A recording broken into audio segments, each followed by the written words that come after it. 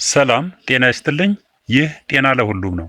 ዛሬ በደም ስር ውስጥ የደም መርጋት ወይም ዲፕ ቬን ትሮምቦሲስ ይባላል። ዛሬም የምናየው ቪዲዮ ስለዚህ አስከፊ በሽታ ነው።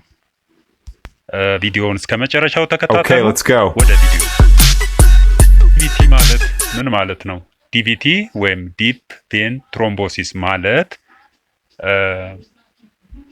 በእግራችን ውስጥ ባሉ ጥልቅ የደም ስሮች በተለይ ደም መልስ በምንለው ወይንም ቬን በምንለው የደም ስራችን ውስጥ ደም መርጋት ማለት ነው።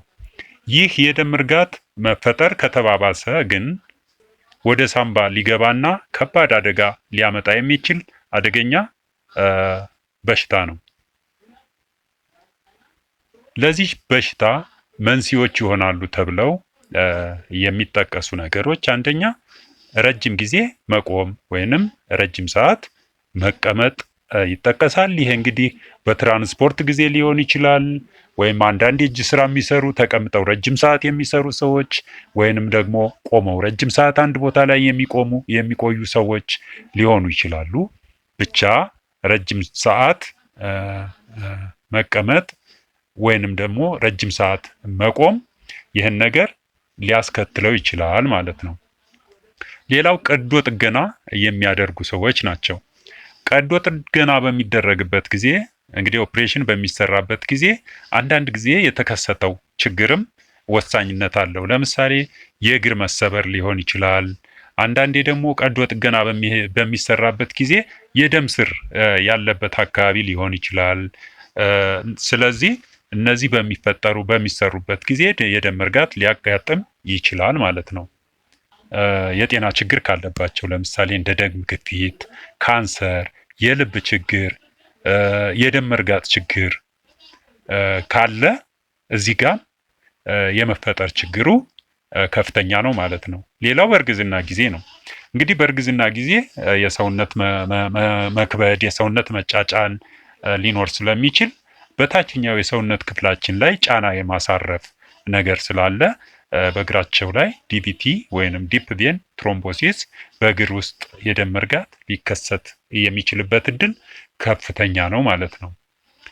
አራተኛ የሚጠቀሰው የአኗኗር ሁኔታዎች ናቸው።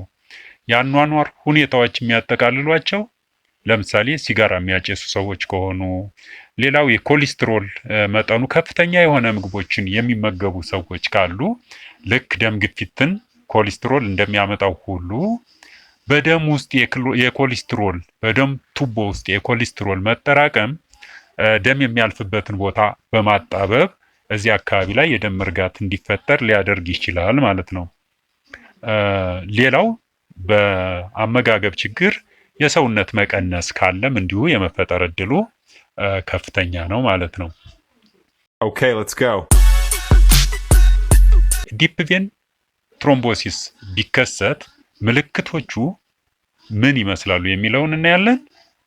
ዲፕ ቬን ትሮምቦሲስ ለመከሰቱ ምልክት የሚሆኑት የእግር ማበጥ አንደኛው ምልክት ነው። በተለይ በአንደኛው የእግር አካባቢ ሁለቱንም ላይሆን ይችላል ምልክቱ። ዲፕ ቬን በሚከሰትበት ጊዜ የአንድ እግር ብቻ ማበጥ ቀጥታ እሱን ሊጠቁመን ይችላል።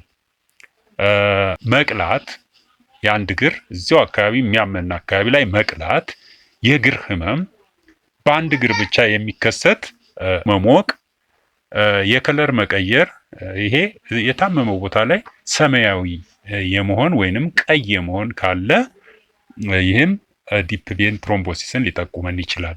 ሌላው የእግር መክበድ፣ ይሄ መደንዘዝ የምንለው ነገር እግራችን መደንዘዝ ወይንም መክበድ እንዲሁ የበሽታው ጠቋሚ ነው። አንዳንድ ጊዜ ምንም ምልክት ሳያሳይ በሽታው በከፍተኛ ደረጃ ሊከሰት ይችላል። ፐልመናሪ ኢምቦሊዝም እንዴት ይከሰታል? ዲፕ ቬን ትሮምቦሲስ የተፈጠረበት ቦታ ሙቭ አድርጎ ወይም ተንቀሳቅሶ ወደ ሳምባ በመድረሱ ምክንያት የሳምባ ቱቦዎችን ሊዘጋ ይችላል ማለት ነው። እንግዲህ የተፈጠረው የረጋ ደም ወደ ሳምባ ከገባ ፐልሞናሪ ኢምቦሊዝም ይከሰታል። ይህ እጅግ አደገኛ ነው። የፐልሞናሪ ኢምቦሊዝም ምልክቶች የትንፋሽ መቆራረጥ፣ የደረት ህመም፣ ራስን መሳት፣ ፈጣን የልብ ምት፣ ማስታወክ፣ ይሄ ማስታወክ ደም የቀላቀለ ማስታወክ ሊሆን ይችላል ማለት ነው።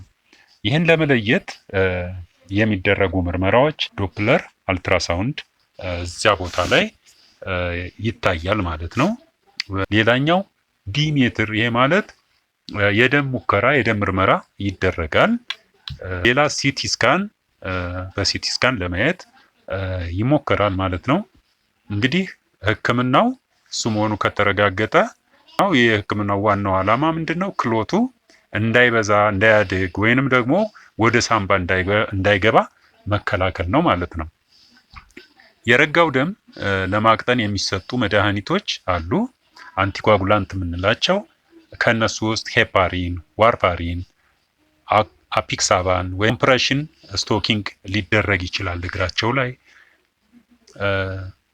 ሌላው ትሮምቦላይቲክ ቴራፒ ሊሰጥ ይችላል። ይሄ ከባድ ሆኖ ከተገኘ አይቪሲ ፊልተር ሊሰጥ ይችላል ማለት ነው። አይቪሲ ፊልተር መድኃኒት መውሰድ የማይችል ፔሸንት ከሆነ አይቪሲ ፊልተር ሊሰጥ ይችላል። እንግዲህ መከላከያው ረጅም ጊዜ መቀመጥን መቀነስ፣ ረጅም ጊዜ የሚቀመጡ ሰዎች መቀነስ አለባቸው። ወይንም ደግሞ ረጅም ሰዓት መቆም፣ በአንድ ፖዚሽን ረጅም ሰዓት መቆየትን መቀነስ ነው። ሌላው ብዙ ውሃ መጠጣት፣ ቀላል እንቅስቃሴዎችን አዘውትሮ ማድረግ፣ ሲጋራ አለማጨስ፣ ኮሌስትሮልን መቀነስ፣ የጤና ምርመራ ሁልጊዜ ማድረግ የመከላከያ መንገዶቹ ናቸው ማለት ነው። ከፊ ከመሆኑ አንጻር ይህን ለማለት ወድጃለሁ። ሰብስክራይብ አድርጋችሁ ቤተኛ ሆኑ። ሁልጊዜ እንዲህ አይነት አዳዲስ ቪዲዮ እንዲደርሷችሁ የደወል ምልክቷን ኦል የሚለው ላይ አድርጋችሁ ቻናላችንን ቤተኛ ሆኑ። እናመሰግናለን። ራሳችሁን ጠብቁ።